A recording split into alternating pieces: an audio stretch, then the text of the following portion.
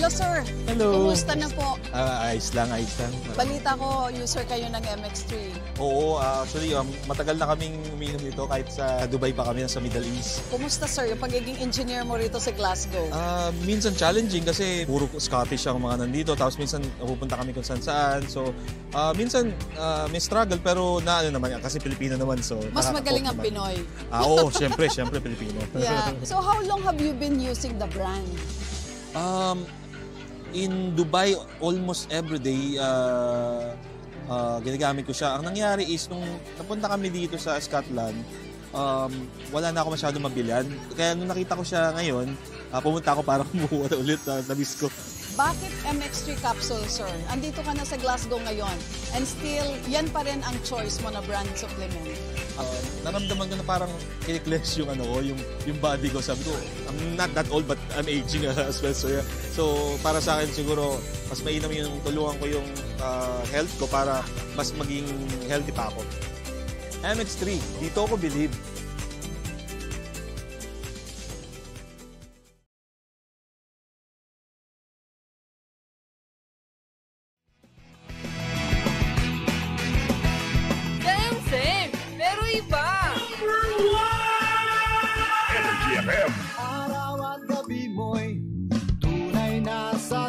Dito. Sagot namin, tugtugan, kantahan, walang patid na tawanan at kulitan. Huwag mong sabihin radyo, sabihin mo number 1 Energy.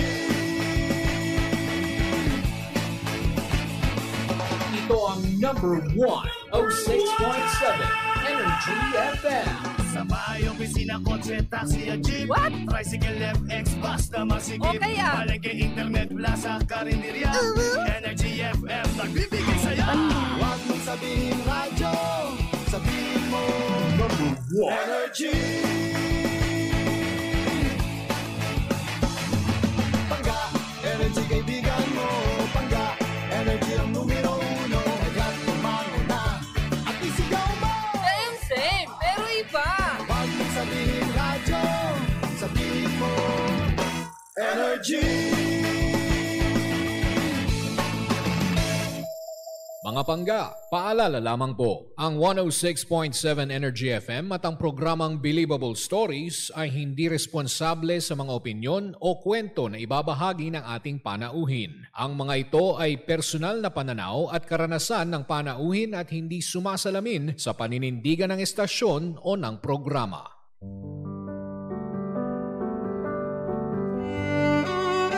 Believable Story. Mga kwento. Naranasan kong ma-discriminate ang sarili kong pamilya. Ang hirap, no? Kasi lumaban ka naman ng patas pero iba yung tingin nila sa'yo kasi PWD ka. Buhay. Hindi madali na malayo sa pamilya. Pero sa ikagiginhawa ng buhay nila, tinatagan ko yung loob ko. Pinangako ko sa sarili ko, anumang unosong dumating, ilalaban ko yung pangarap ko. At tagumpay. Bawat pahit na dumaan, lahat yun, hindi ko na nararamdaman. Kasi, andito na ako eh. Naabot ko na. Ginapang ko to bang para kang laging umakit ng mundo. Pero, nung dumating na yung takdang oras para sa akin, napasalamat Lord talaga ako para sa kanya lahat ng ito. Thank you, Lord. Believable Stories. Kwento at tagumpay. Inspirasyon Sa bawat kwento. Believable Stories.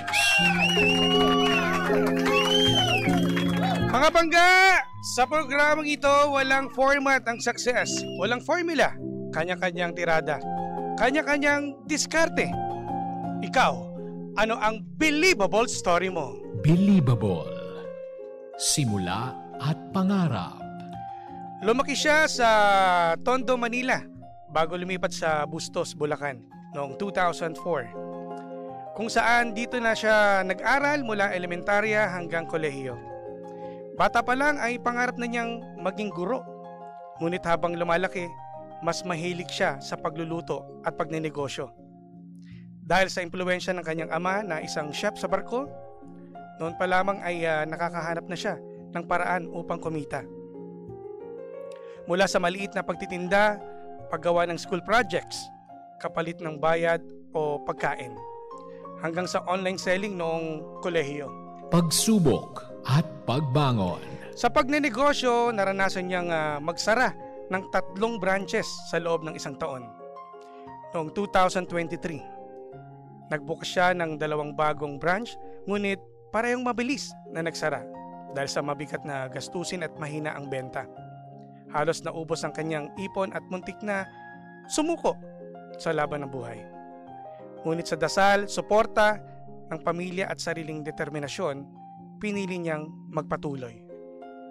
Tagumpay at inspirasyon. Mula sa halos walang kinikita, ngayon ay may negosyo siyang tumagal na mahigit 8 taon. Nakapag-ambag na siya sa pamilya, nakapag-ipon, at higit sa lahat, nakapagbigay ng trabaho sa mga kababaihan sa kanilang lugar. Para sa kanya, ang tunay na tagumpay ay hindi lamang sa kinikita, kundi sa kakayahang magbahagi at makatulong sa iba. Moto sa buhay. Motto in life: tough times never last. Tough people do. Mga pangga, sa hirap at pagkalugi, tagumpay ang sumukli. Makakasama natin ngayon si Charmaine Ann Mandap, mga pangga. Magandang hapon sa iyo. Magandang hapon. Kamusta ka? Okay naman, DJ Jimbo. Ano Good bang afternoon po. Ano bang tawag nila sa iyo? Ann o Charmaine? Sam. Sam. Oh, Sam. Okay, kamusta ka, Sam? Okay naman po. Kinakabahan. Okay, kamusta naman pagpunta dito? From, ano na kayo? Bulacan ka, From no? Bulacan po. Kamusta ang biyahe pupunta dito? Okay naman. Inagapan na namin yung traffic. So, medyo maaga na kaming umalis para maaga rin kami makarating. Tama. Tsaka ano rin, no? Buti na lang nakisama ang panahon, no? Na hindi umulan, bumagyo, no?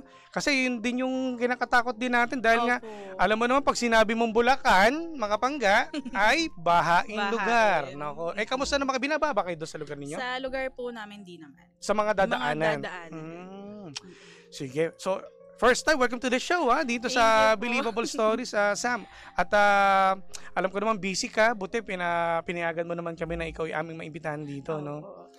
First time sa FM? Yes po, first time. Nako. Kasi mga pangga, eto nakikita niyo na malamang kung mga nakikinig po sa ating Facebook live na nanonood at nakikinig sa radyo, baka napanood nyo na sa TV to. Oo. So, kumustahin po natin. Kilala na natin si Sam, no? Sam, ikaw, kamusta yung pagkabata mo? Yun. Lumaki po kasi kami sa Tondo. Then, nag-decide kami 2004, 2005 na lumipat sa Bulacan. Since medyo nag-retired na kasi yung lolo ko. Gusto sana namin yung medyo malawak na, makakapagtayo sila ng business if ever. So, nung nag-retire na siya, may nakuha na siyang pera, naghanap na agad kami ng lupa sa Bulacan. So, ilang taon ka tumira doon sa Tondo? Ilang taon kayo tumira?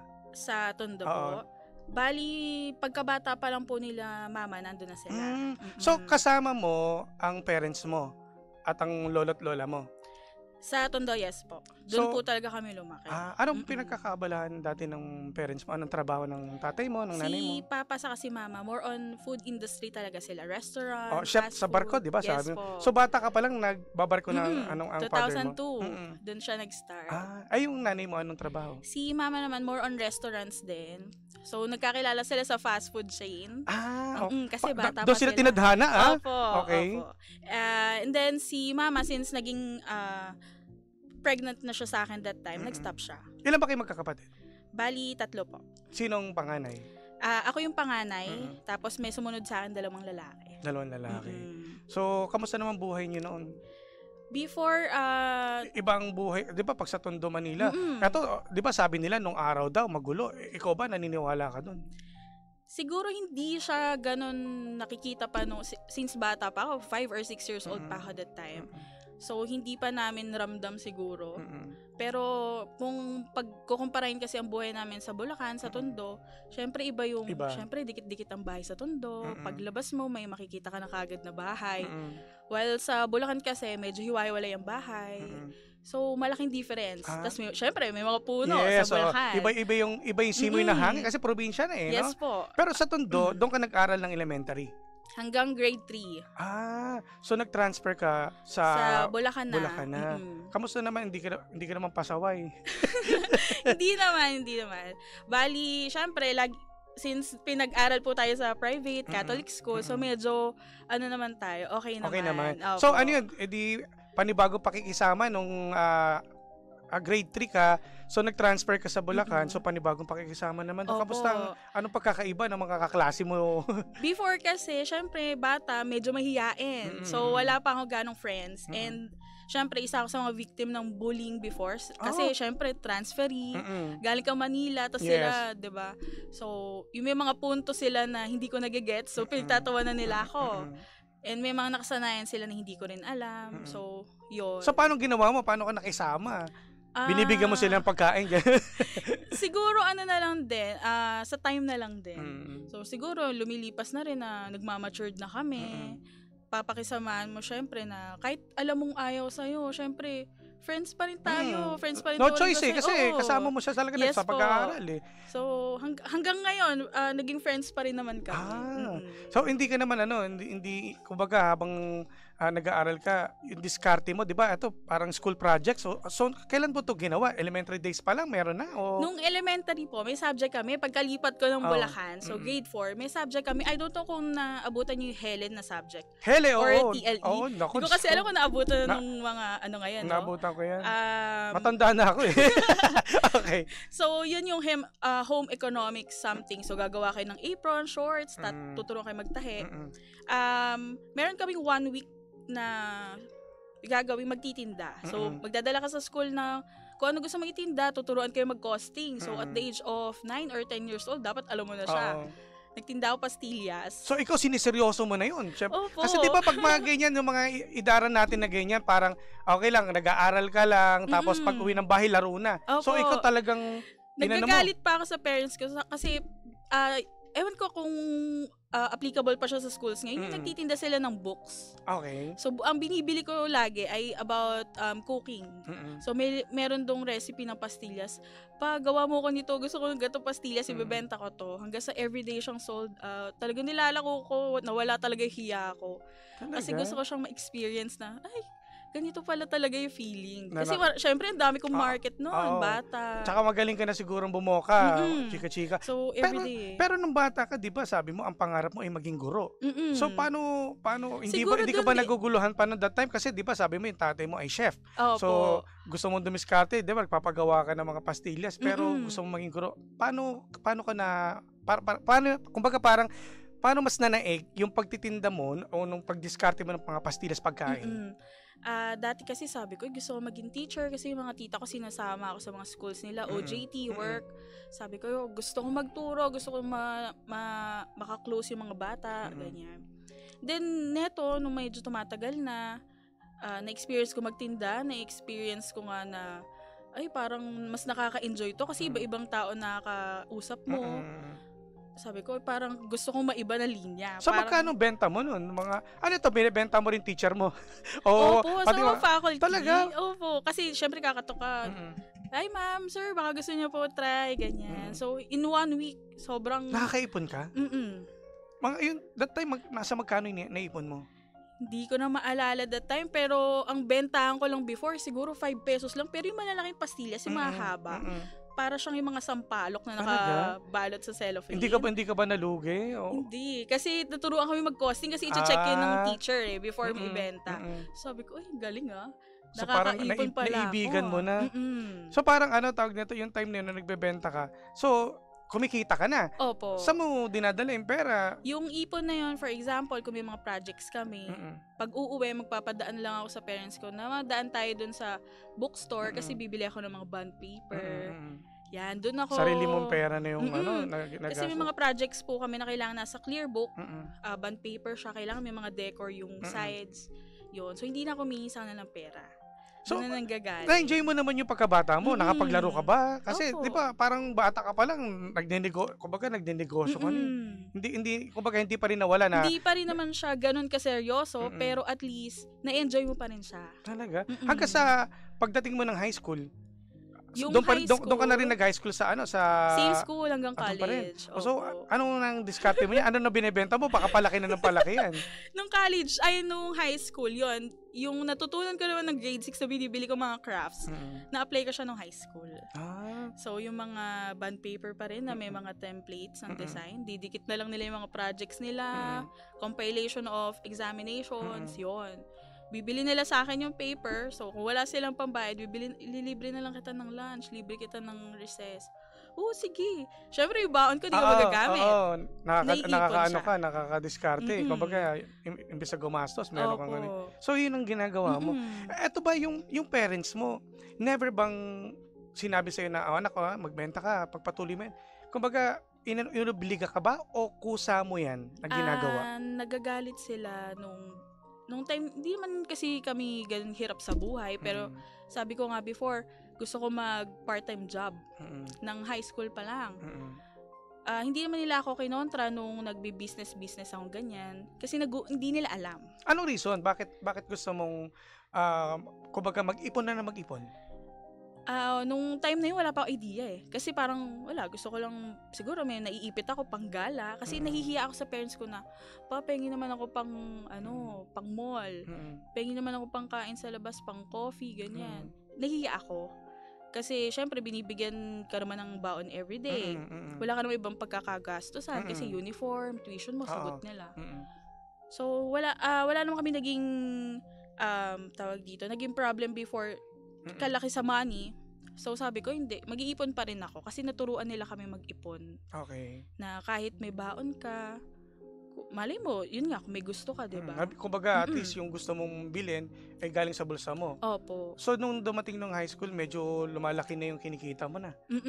Kumbaga, ibang kumbaga, pero yung pastillas, tuloy-tuloy pa rin? Yung pastillas, yung subject lang na yun. Opo. Tapos napasok ako sa crafts, sa mga project. Gagawa kami parol. Ako gagawa ng parol mo.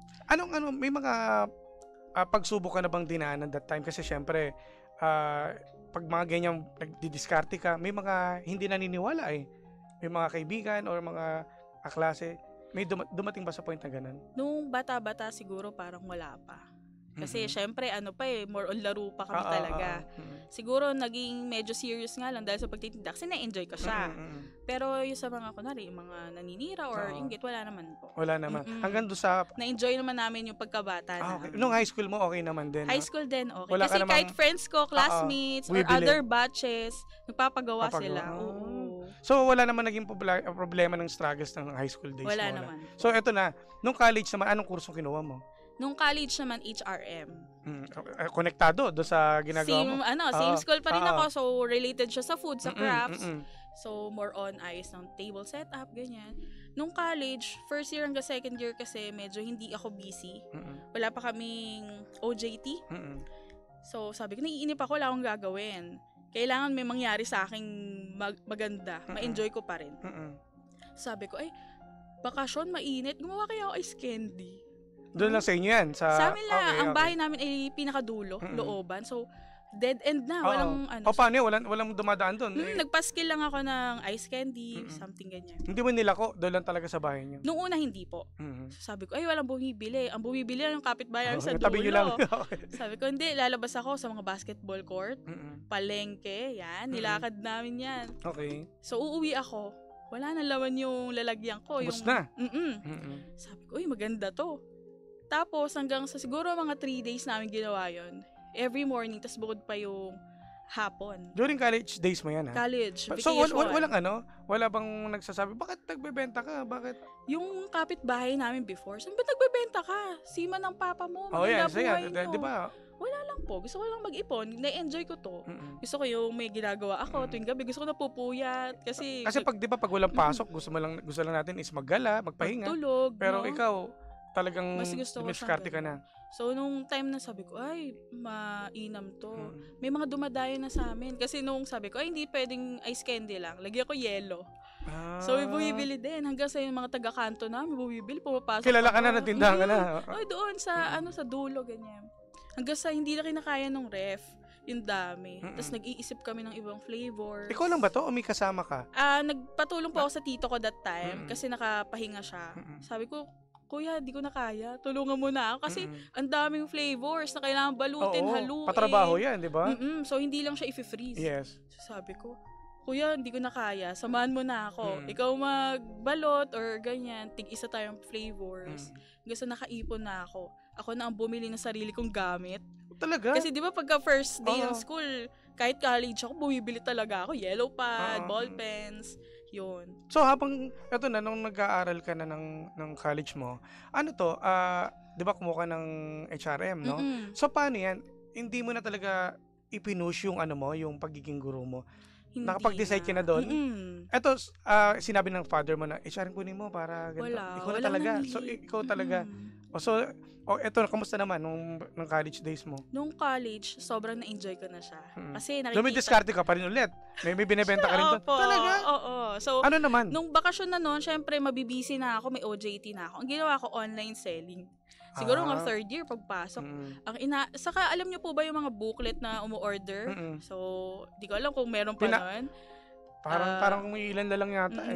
Mag-order sila yung mga pages. Unang-una ko inaalok yung mga teachers ko nung Talaga? college hanggang Never ka nahiya? Hindi. Syempre, di ba teacher mo, bibenta mo. Di ba kadalasan, alam natin, teacher, itinda ng mga tosino sa atin. Opo. Pero ngayon kasi sabi ko, ma'am sir, iwan ko to booklet tapos lagyan niyo na lang ng note kung anong page, kung anong size, or anong scent, anong whatever, design ba. Pag binalikan ko siya sa hapon, may order na yung mga teacher ko. Saan ko makuha ng lakas ng loob? Kasi ako, alam mo, during college days ko, takot ako eh. Basta papasok lang talaga, maintindihin yung lesson. Pero ikaw, paano mo? Yung mga prof din po kasi namin, sobrang bait. So, alam nila na, bakit nagtitinda ka? Kailangan mo ba ng pera? Mga ganun sila eh. Tsaka number one, tatanungin ka, bakit mo ginagawa to? Anong buhay nyo? Sabi, wala ma'am, gusto ko rin makaipon kasi ang dami namin tours. Syempre pag nagluluto ka, bibili kayo ingredients. Syempre mga iba pa yung side mo ng gala mo with your friends. Tapos yung baon mo, nahihiya rin kasi ako na manghingi. Kahit kaya naman nila i-provide. Pero never ka bang mong naging bulakbol na? I mean, syempre colleges, iba na mga kasama mo dyan. May mga gimmick na yan eh. Meron naman. At saka love life. Nasisingit ko pa siya that time. Nasisingit mo? Paano mo na gagawa ng paraan? Siguro time management. Wow! Talaga? Okay. So, never ba nagalit sa yung parents mo na gumigimik? Ano to, nagiinom? Nagbabar ka na that time?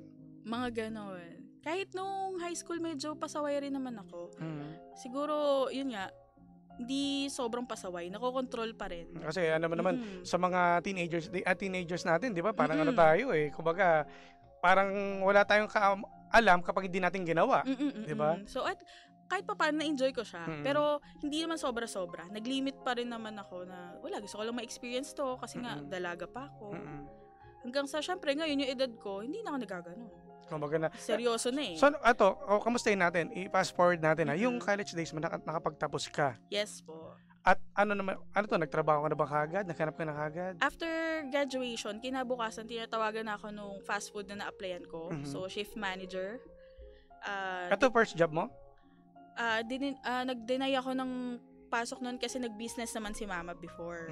So, tinulungan ko muna siya sa business niya. Anong business niya? Nagsilog siya before. Sa bahay lang din? So, meron lang siyang shop dun sa labas ng bahay.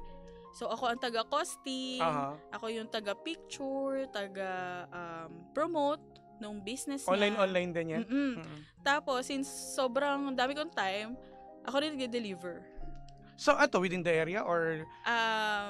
Per bayan po. Nagde-deliver ka within the area, pero pag mga outside, yung mas malapit na bayan sa amin, nade-deliveran ko pa siya. Okay.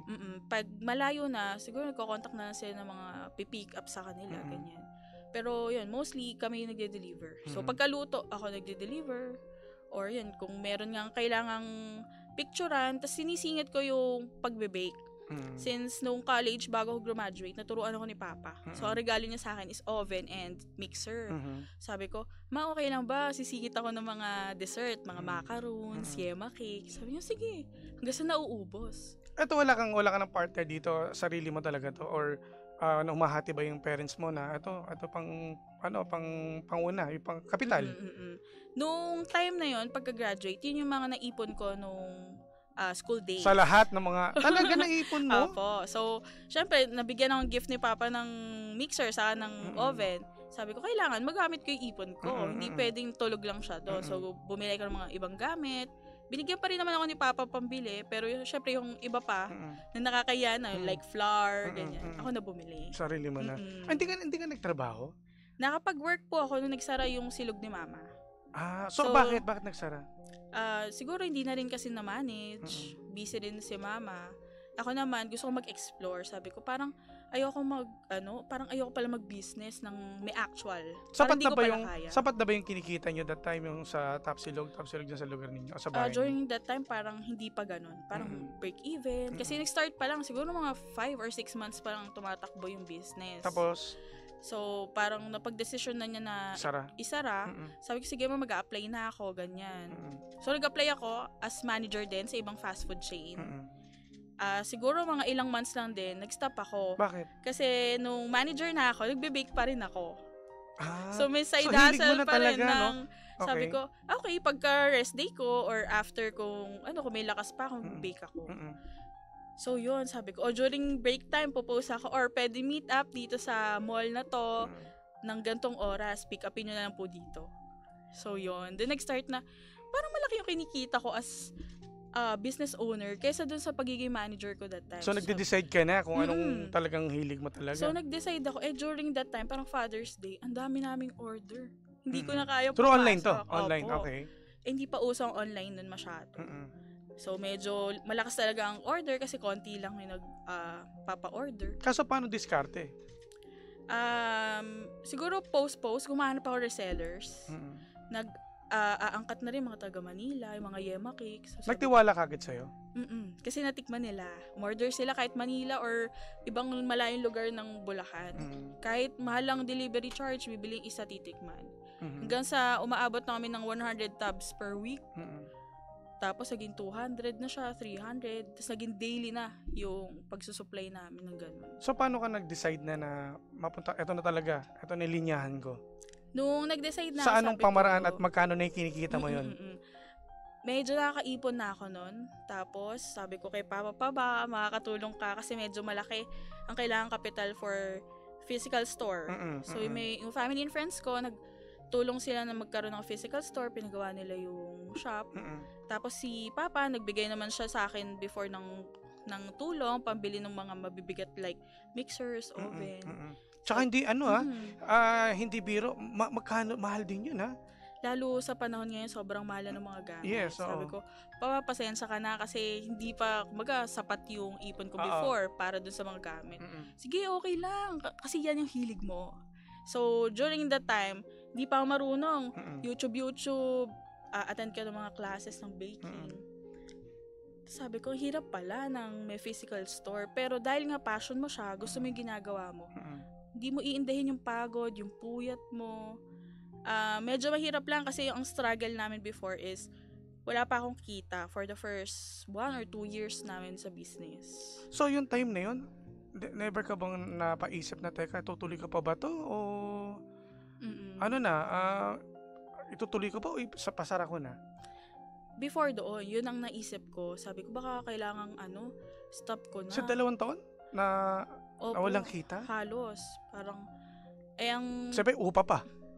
Sa upa naman, yung pinagpwestuhan ni Mama ng silog. So, labas lang ng bahay siya. Doon lang din. So, medyo hindi pa ganun kainda yung sakit nung walang kita. Kumbaga, yung mga pinangbayad mo sa tao mo, ganyan. Sabi ko, hindi ko na kaya. Kasi wala po kami hina-hire na bakers. So, baka kayo pa lang. Opo, sa kay tita ko. Sabi ko, parang di ko na kaya mag-manage. Magtrabaho na lang kaya ulit ako. Kasi yun, uuwi na ako. Alam ko may sahod ako, pasok ulit ako. Pero hindi, gusto ko to. Gusto ko yung ginagawa ko. Tapos paano naman yung nabigay sa akin tulong ng family ko? Saan ko dadalhin yung mga gamit ko? Oo, tama. Tsaka passion ko to. So, okay lang. Kahit magkaroon ng problema, pag sinukuhan, syempre walang mangyayari. So, dun tayo sa tuloy. So, during pandemic, nag-boom kami kasi bawal lumabas yung mga tao. Bawal ka lumayo sa palengke. So, kami kasi ay nasa medyo liblib, pero mga tabi-tabi ng konti yung bahay. So, nasa gitna kami. Wala silang choice. Sabi kayo bibili. So, from gabi, umaga, nagmamasa kami. Kasama ko yung kapatid ko. Yan. So, kasama namin siyang mag-bake noon. Sabi ko, pahinga tayong lunchtime habang pinapaalsa natin. Tapos, merienda time salang.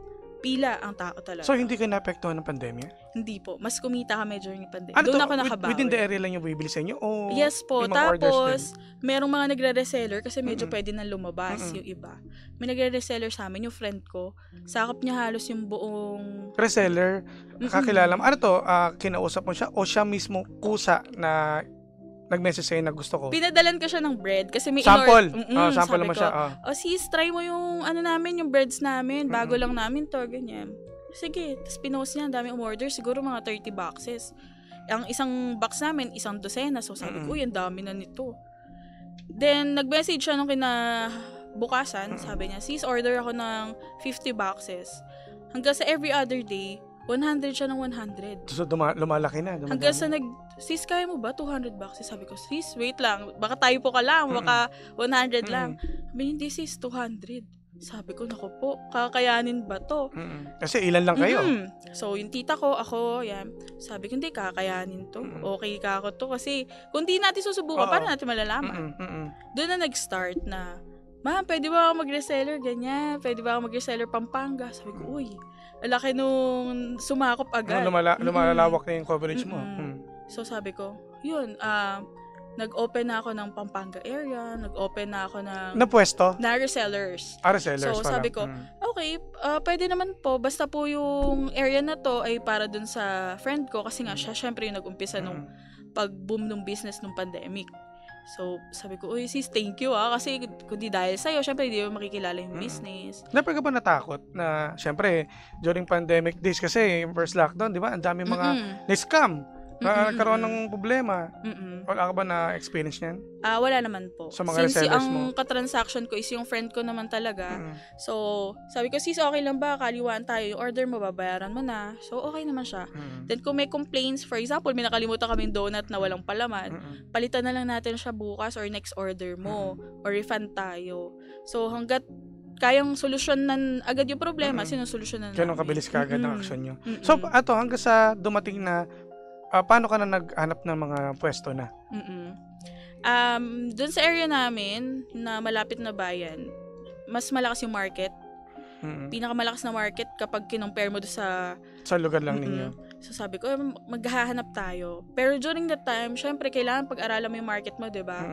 Kung saang location. Tapos yung upa. So, ang mura kasi nung location na nakuha namin. Before, dinadaanan lang namin siya. Sabi ko, wala naman kasulat na apartment for rent. So sabi ko, hanap pa tayo, baka hindi para sa atin to kasi iba ang mahal ng upa or mag-inquire pa lang kami, meron na palang iba. Sabi ko, ay hindi, sige, dadasal natin to, ibibigay to pag para sa atin.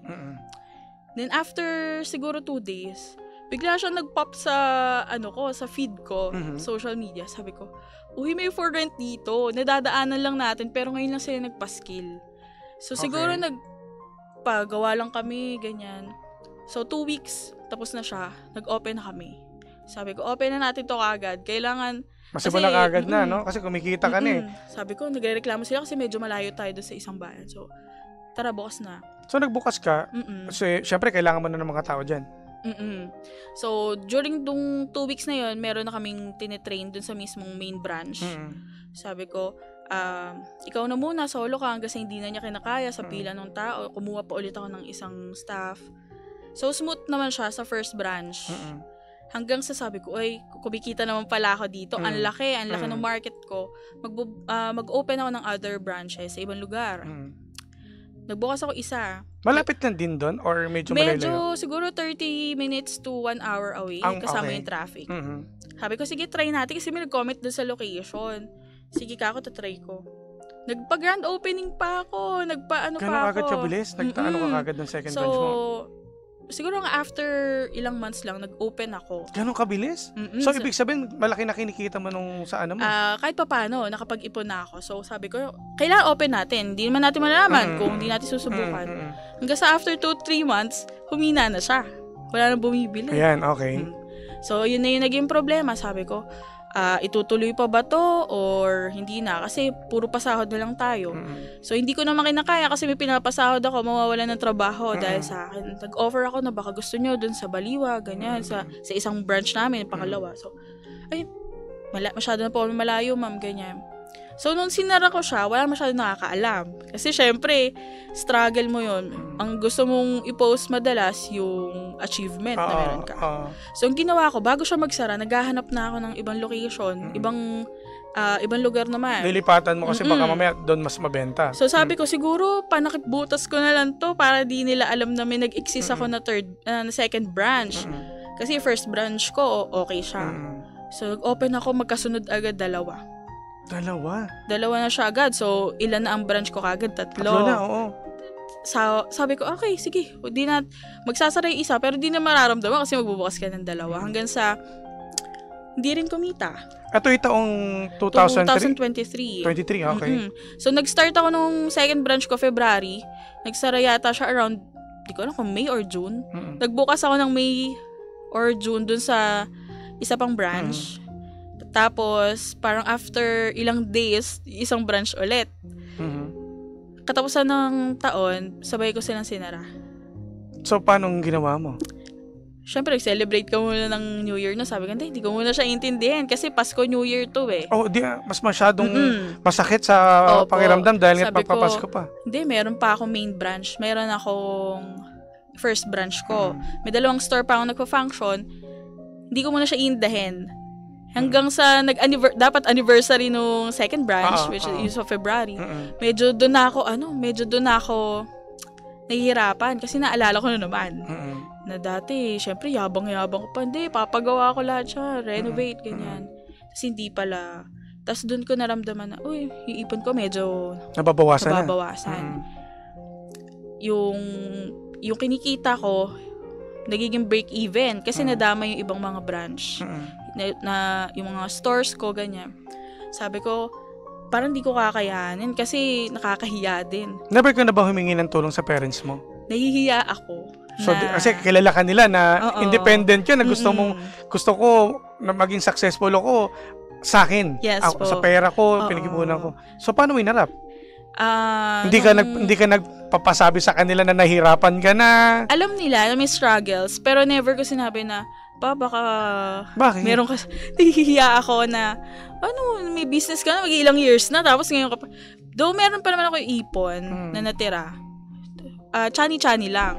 Hindi pwedeng kailangan mag-arbo pa rin buhay ko kasi doon nila ako nakilala. Kasi pinopost mo rin, no? Sa Facebook. So sabi ko, hindi pwedeng, kurut-kurut lang tayo sa ipon hanggang sa makabawi. So hanggang na TV kami ulit, may mga nag-invite sa amin, mga vloggers, nag-visit sa amin. So doon nakakabangon ulit. Siguro mga isang buong taon ng 2024, medyo naglaylo ko. Tapos nag-isip na ako ibang gagawin para makilala ulit yung shop. So, since nasa food industry kami, so nagtatayo na rin kami ngayon ng food trays, food bilao. Sabi ko, kailangan ma-maximize natin yung talent natin. Grazing table, since I'm into creativity, crafts, ganyan. O, design tayo table sa mga kasal, birthday. So, pinasok mo rin yan? Yes. Sabi ko, siguro mga end na yun ng 2023, doon yata kami nag-start. Sabi ko, medyo struggle pa ako makabangon, medyo depressed pa. Pero kailangan lumaban. Pero yung time na yun na nagkaroon ka na kumbaga na-depress ka na, anong ginagawa mo? Ano iniisip mo? Ano yung nagpapalakas sa'yo? During that time, ayoko nang mag-shop. Sabi ko, baka hindi na talaga kaya, baka pang abroad ako or pang trabaho ulit. Pero during that time kasi, yung lola ko, may sakit na nun, isa ako sa mga tumutulong kay nanay magpagamot.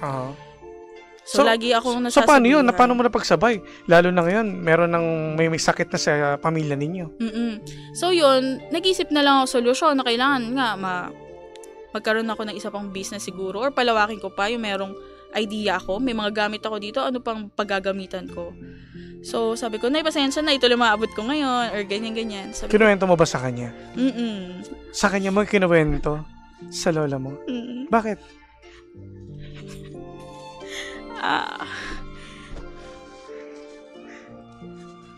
Ano po kasi ako, laking lolo't lola.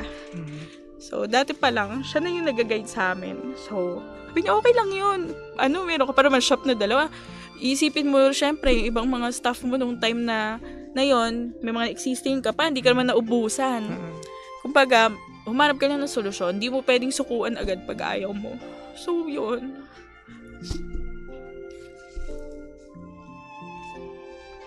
Mas open ka sa lola mo, no? Then, 2024, wala si nanay. 2024? So, gaano kabigat? Yung nawala ang lola mo. Kasi, syempre, pinatunayan mo na hindi ka sumuko, nilaban mo So, yun. Siguro lagi ko din dasal na, sana nandito ka para na, alam mo na, uy, may mga ano na ka sa amin ulit, may mga vloggers na sa amin ulit. May-interview ka na sa TV. May TV.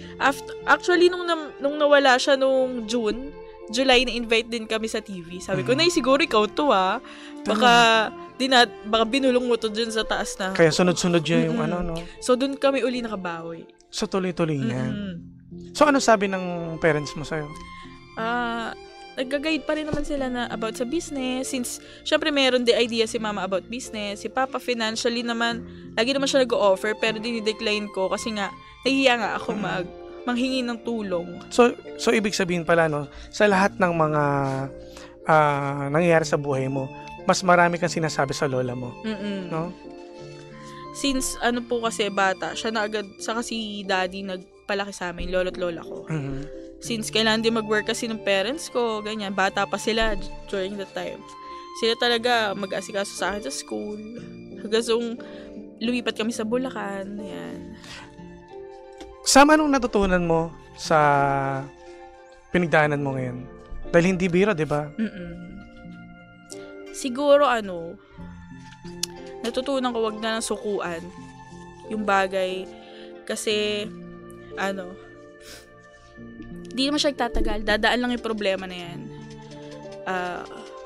Sabi ko nga, tough times never last.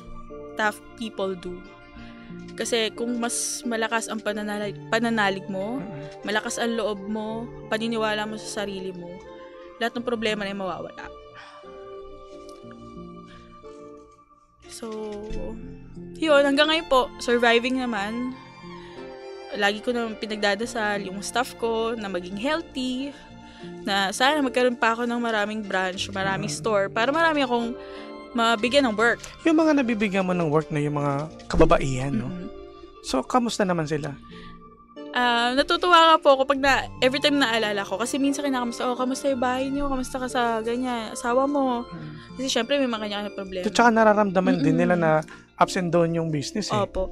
Pag nagkukusa sila na, Sam, okay lang ba? Undertime ako, wala naman na akong gagawin. Okay lang ba sa'yo? Pag nag-undertime ka, syempre, yung bayad ko sa'yo, mababawasan. Okay lang. Kasi wala na rin naman akong gagawin. Koy, thank you, ganyan. Iba naman sa kanila, lalo pag lumalakas, uy, nakakabayad daw utang ko. Sarap sa pakiramdam, no? Sabi ko, may nagagawa naman pala akong okay. Sabi niya, yung asawa ko, natutulungan ko na magbayad ng bills. Dati wala akong trabaho. Ngayon, kasi di ba, meron na ako. Mga anak ko, may mga baon na. Nabigyan ko na sila ng baon for 1 week. Dati, nabibigyan ko sila ng baon. Minsan, utang pa. Ngayon, for 1 week, meron na sila. Sabi ko, nakakatuwa naman. Pare-pareho tayong nag-grow. Hindi lang ako or yung business ko. So, actually, nakakatuwa yung kumbaga, nasa nasa may-ari rin yung kung paano niya alagaan yung staff niya. Kasi ikaw alam mo yung hirap. Nararamdaman nila na kumbaga instead na sumuko, nilalaban mo kahit medyo tagilid na, no? Minsan sasabihin nila, may sasahurin ba kami ngayon? Kasi wala tayong benta. Oo naman, may sasahurin kayo naman. Siyempre, kahit anong mangyari, may sasahurin kayo pag pumasok kayo. Pero meron bang dumating sa point na parang wala ka na pang sasahod sa kanila? Hindi naman. So, nagagawa mo pa rin ng paraan? Nangyayari lang, minsan sumasakto siya pambili ng ingredients. So, kailangan may kitain kami ng araw na yun. May ipon. Never ka na late na magbigay sa kanila sahod? Hindi naman. Wow. Daily yung sahod nila. Minsan sila pa nga nahihiya kumuha ng sahod. Lalo pag alam nilang matumal. Sabi ko, okay lang. Pinagtrabahuhan nyo ngayong araw yan. Dapat kunin nyo. Alam mo, nakakatuwa, no? Kasi hindi lang sila empleyado. Minahal din nila yung business mo. Sabi nga ni mama sa kanila, ba't kayo nahihiya? Pamilya namin kayo dito. Pamilya na tayo. Hindi naman, wala tayong wall na ako ang amo mo, tauhan lang kita. Wala namang kako tayo. Kung ano ang kinakain namin, pag may celebration, kasama kayo sa mga kinakain namin. So, kumbaga, ayoko kasi medyo ilang na, nandiyan na si Sam, kailangan, diba? Gusto mo open lang, open kumbaga, sila sa'yo, meron pa rin namang, walang ilangan. May mga limits naman na, syempre boss ka Pero ayoko lang na iisipin nila na, si Demonita, nandito yung mga gano'n, di ba? Ayoko ng gano'n. Kumbaga, pag pare-pareho tayong tatrabaho, pag nagbe-bake kayo, nagbe-bake din ako, ayoko naman kayo lang. Tama. Pagka kulang kami sa tao, nakikita nila ako, nagmamasa din ako. Nagtitinda rin ako nung kulang kami sa tao. Kumbaga, pare-pareho simula ka tayo kasi, dito. na kumbaga alam mo yung hirap na pinagdaanan eh. So ngayon, kamusta naman ang business mo? Ngayon, mag-8 years na siya, this coming January. At ilang may mga branches ka na ba? Sa ngayon, nag-focus po ako sa mismong main shop, saka dun sa first branch ko.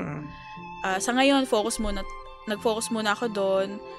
Then, naghahanap na lang muna ako ng mga resellers para kahit pa paano, may kumikita ding iba. Mas nakakatulong tayo. Ano pa yung mga plano mo? Sa ngayon po, sana magkaroon tayo ng mga branches pa. Anong plano? Sa mall na? Tingnan natin kung kakayanin na siya. Pero sana sa mga ibang locations para mas malapit tayo sa malalayong area. Puro ano ba to? Puro sa Bulacan lang? More on Bulacan po. So wala ka bang plan sa Manila? Sa ngayon po, more on resellers. Naghahanap pa tayo ng distributors and resellers. Pero yung mismong branch mo? Para... Baka di pa sure kasi medyo natatakot pa, no? Sa bagay kasi sa Bulacan naman din malaki, no? May mga mall din naman na doon. Yes po. Pero doon marami na rin namang nagtatanong sa Manila. So sana palarin tayo. Palarin ka niyan. Ano to, Sam? Anong mensahe mo sa parents mo? Lalo na ngayon sa father mo na 'di ba sumuporta sa iyo sa gusto mo.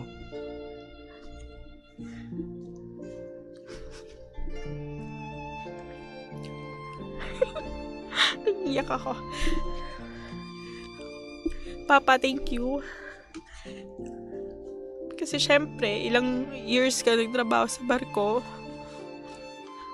Sana proud ka na ito yung pinapabaon mo lagi ng bata. Binibilan mo pa sa lubong, ganun. Ito na, bakery owner na. Marami nang natutulungan. Kumbaga, yung ginagawa mo sa barko na pagmamanage ng tao, gagawa ko na rin. Yung inspiration ko sa pagluluto mo, sa hard work mo, yun. Na-apply ko na siya sa buhay ko ngayon. Maraming salamat pa. I love you. Sa mother mo?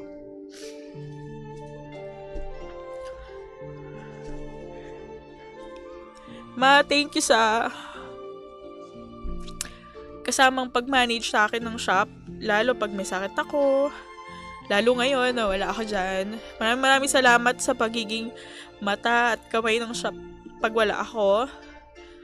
Thank you sa pagtuturo sa amin mag-ipon ng mga kapatid ko na kahit gano'ng kahirap ang buhay ngayon na huwag kang manlalamang ng tao. No? Maraming salamat sa lahat ng pangaral mo at sa mga tulong. I love you din, Ma. Sa lolo mo? Sorry kasi kumbaga malapit ka sa kanila eh. Message siya sa kanila dalawa since baka magkasama na sila, si nanay saka si daddy. So, nanay, daddy. Nanay, daddy tawag mo sa lola at lola mo? Sana okay kayo dyan. Sana proud kayo. Hindi nyo na ako naabutan masyado sa mga achievements ko lately. Pero alam ko proud kayo sa akin. Sana masaya na yung pakiramdam nyo dyan. Hindi nyo na iniinday yung mga sakit na naramdaman nyo dito before. Maraming salamat sa pag-alaga sa akin simula bata ako hanggang sa lumaki. Miss ko na kayong dalawa. I love you. Alam mo, sa tuwan-tuwa yun, lalo na siguro mas pinatunayan mo no sa lola at lola mo no na hindi ka tumigil. 'Di ba? Ang bilin sa'yo ng lola mo na tuloy mo lang. Ngayon tuwan-tuwa sila kasi sa mga nangyari sa buhay mo ngayon. Kumbaga, isa rin sa nagpalakas ng loob mo tong lola at lola mo talaga, no? I think natutuwa sila sa'yo. So nandito yung brother mo, no? Eto, malamang nakita niya yung sacrifice mo na sa lahat, no? Sa mga ginawa mong sakripisyo sa lahat. Anong pangalan ng brother mo? John Paul. John Paul. Sige, po ka muna dyan, John Paul, ha. Ayan. Kasi malamang ito saksi sa lahat ng mga pinagdaanan mo. Hi, John Paul. Hello po. Nakita mo naman ang pinagdaanan ng ate mo, no? Opo. So, anong mensahe mo sa kanya? I would like to take this opportunity po to say thank you and to comment po sa kanya dahil sa pagiging hard worker. And then sa pagtitiyaga sa pagbalis ng business. Kasi alam ko pong hindi madali. Ayun, alaga lang po niya yung health niya, mental health. Thank you sa pag-motivate sa akin sa pagtatayo din ng business. Oh, anong business? Ang sa kayo po kasi may silugan lang din po and then mga food trays. So parang tinuloy mo na rin yung ginawa ng mother niya, no? Parang binubuhay ko lang po ulit yung business. And then food packs po tsaka food trays. Nice. Yun lang po. Nasa lahi na talaga ninyo, nasa dugo na ang business no? Apo. Nakakatawa naman kayo. Yun lang, baka may hindi ka pa nasasabi sa kanya na... Okay na po yun. Okay. So maraming salamat John Paul. Po. At Sam, sa pagbabahagi ng kwento na nakakabilib talaga sobra. Alam mo, natutunan ko sa story mo dito, yung alam mo nang tagilid na yung business, itinuloy mo pa. Kasi nga, mas nanaig yung tapang. Diba? At talagang yung awa rin sa mga tao, no? Pinaglaban mo sa sila. Ay, nako. Dahil dyan, pasensya na, napaiyak kita, Sam, ha? Eto na, meron akong ibibigay sa'yo. Ito ay para sa ito, sa pagbabahagi ng iyong kwento ng sakripisyo at tagumpay sa programang Believable Stories na nagsilbing inspirasyon sa bawat pangga natin. Pinagkaloob ngayon pong October 6, 2025, ngayong 4 p.m. dito mismo sa 3rd floor East Square Building, North Green Hills, San Juan, Metro Manila. Kasama ang aming mga puso at pasasalamat para sa ito. Thank you po. At dahil dyan, pwede kang magpasalamat din sa mga sumuporta sa'yo, nagtiwala sa'yo. Eto na. At alokin mo sa'yo. Mga taga-Bulacan, madami tayong listener sa Bulacan, ha? Sige. Unang-una po, maraming salamat sa mga sumuporta po sa amin since 2018 hanggang ngayong 2025. At sa mga bago namin mga customers, maraming salamat din po sa pagtangkilik ng Charmaine's Bake Shop products. Ngayon po, tumatanggap kami ng mga resellers and distributors, especially around Luzon. So, kung interesado po kayo, message lang po kami sa aming Facebook page. Ayan. Wala bang babatiin na special someone? Meron ba? Parang di natin pag-uso. Meron ba? Meron? Sino inspirasyon? Babatiin mo, nandito pala siya eh. Ay, ikaw naman talaga. DJ. Sorry na. Ay, napaka-supportive kasi. Anong name ng mo? Bricks po. Si Bricks. Grabe, napaka-supportive naman. Anong mensahe mo sa kanya last na? Thank you sa support. Lagi yan nakasupport po sa akin. At nakita ko naman kung paano talaga niya ginagawa. Di ba? Ipipicturean ka. Sorry, umiyak siya But anyways, maraming salamat sa iyo. Mayan po si Charmaine Mandap, mga pangga. Yung mga taga-Bulacan po dyan, ha? Taga-Bulacan, ha? Supportahan niyo po ang kanyang business. Ang pangalan ng business niya ay? Charmaine's Bake Shop. Ayan. So mga pangga, isa na namang araw ng punong-puno ng inspirasyon sa kwento ni Sam, di ba, sa ating Believable Stories. Dahil sa programang ito, walang format ang success. Walang formula, kanya-kanyang diskarte, kanya-kanyang tirada. Ikaw, ano ang believable story mo? Believable Story. Mga pangga, magbabalik po ako para sa mga pabati natin. Manatiling nakatutok. Kasama pa rin po ang inyong Jimbo Lises DJ. My name is Jimbo. Dito lang po yan sa same pero iba! We are number 1, 06.7 Energy FM. Pangga, wag mo sabing radyo, sabihin mo